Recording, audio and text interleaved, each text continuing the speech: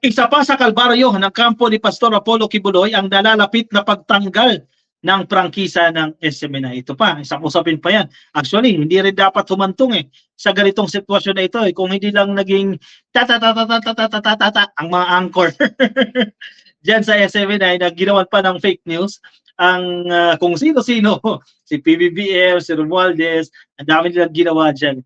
Hindi responsible journalism yan. Sasabihin kasi nila, binubusalan ng media, kaya hindi makapagsalita. Ang GMA, ganun ba? Hindi naman, di ba? Ang ibang TV networks, ang ibang radio stations, ginaganon ba? Hindi ba sa inyo nang galing yung pagkakamali? Yung mga host na gumawa ng mga fake news, yung mga violations sa provisions kapalit ng ibinigay na prangkisa na violate yan. At represented naman kayo dyan sa pagdinig na yan sa House of Representatives. Pero again, ang pinupunto natin kanina, hindi sana dumantong na naman sa ganito kalaking sitwasyon. Kasi mahirap ito matanggalan ka ng prangkisa. Tingnan mo ang ABS-CBN. Ang laking nangyari nang matanggalan ito ng prangkisa. Ngayon na lang ulit ito nagre-recover. At good thing, yan dyan ng GMA para maging outlet nila ng kanilang mga programa.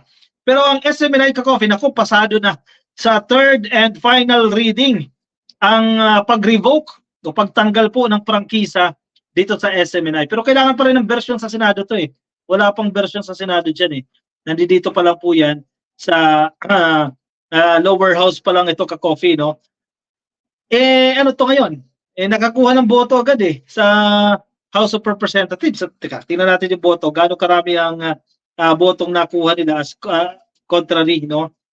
Ayan 284 po ng mga mambabatas ang bumoto na matanggalan ng prangkisa itong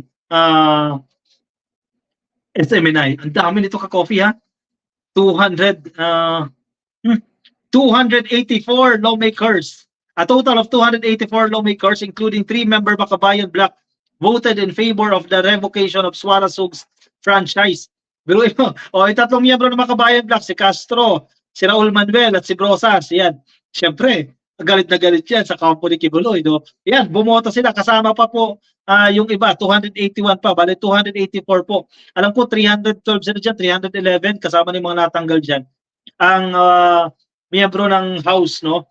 Biruin mo, super majority. Gustong matanggalan na ng prangkisa itong SMNI na yan.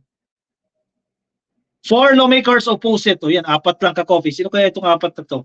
4 po ang tumutol na matanggalan ng prangkisa itong SMNI. Siyempre, feeling ko isa dyan si si Paulo Duterte, no?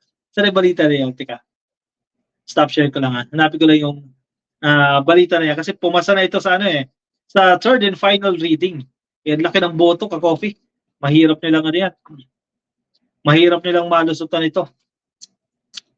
Ang problema ngayon, paano yung version sa Senado?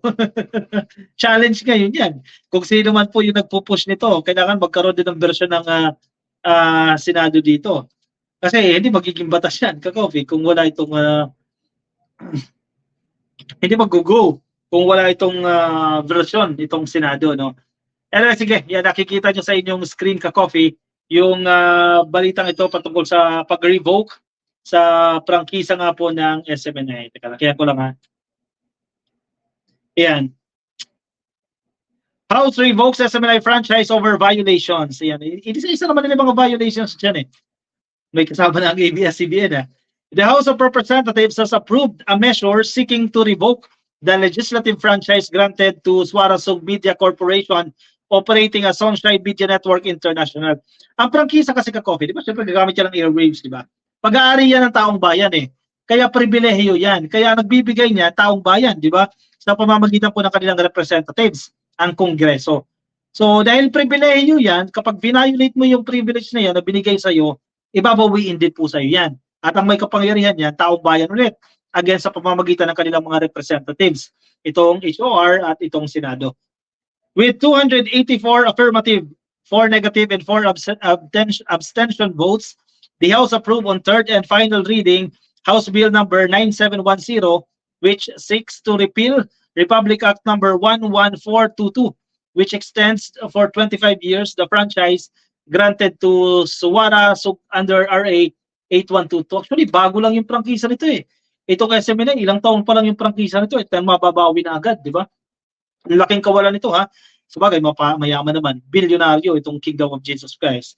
The revocation was prompted by alleged violations of SMNI in the terms of its franchise, including spreading fake news, yan, involvement in red tagging, and committing corporate offenses. So tatlo, pangunahin siya na tatlong dahilan kung bakit tatanggalan ng prangkisa according dito sa House of Representatives.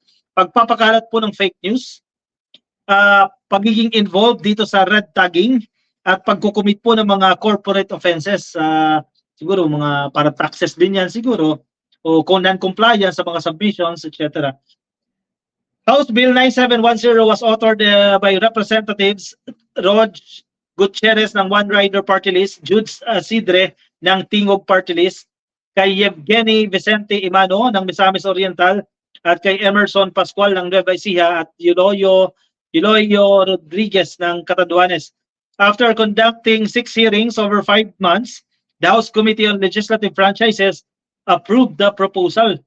Kingdom of Jesus Christ leader Apollo Kibuloy has been summoned repeatedly by the committee but did not attend the hearings. Isa pa yan, di ba?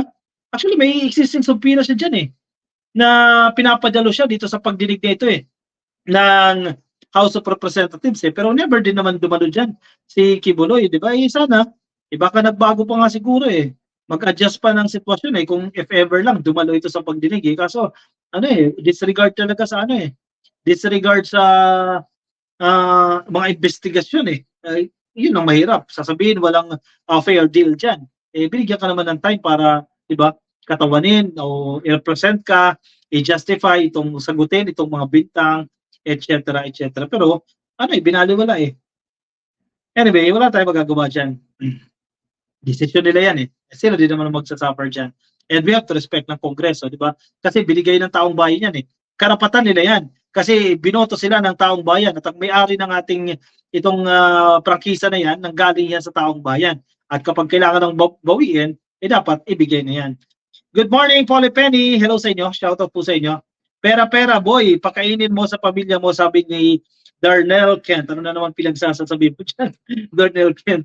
Neil Dagalvez, hello sa inyo. Kay Robert Taylor, the real spy is Digong. Satanas Duterte na pinagbili tayo sa China for their own pag billions of dollars, greedy talaga mga satanas. Sabi ni Robert Taylor. Malakihan ba yan? Anyway, kakopi yung mga nasa Facebook dyan. Ayan, di pa kayo nakafollow sa ating Facebook page. Ayan, yung mga DDS dyan, mga beater dyan. Click nyo na po yung follow at like sa Facebook. Kung nasa YouTube kayo, click nyo na po ang subscribe. Ayan, attendance check sa mga kapapasok lang. Click nyo lang po yung like yan. Nasa baba ng video na to. Click nyo lang po yung like para makapag-attendance na po kayo. Minerva Stork, hello ka-coffee, hello din po sa inyo. Sige, kuha na ng kape, move on tayo sa ating last topic.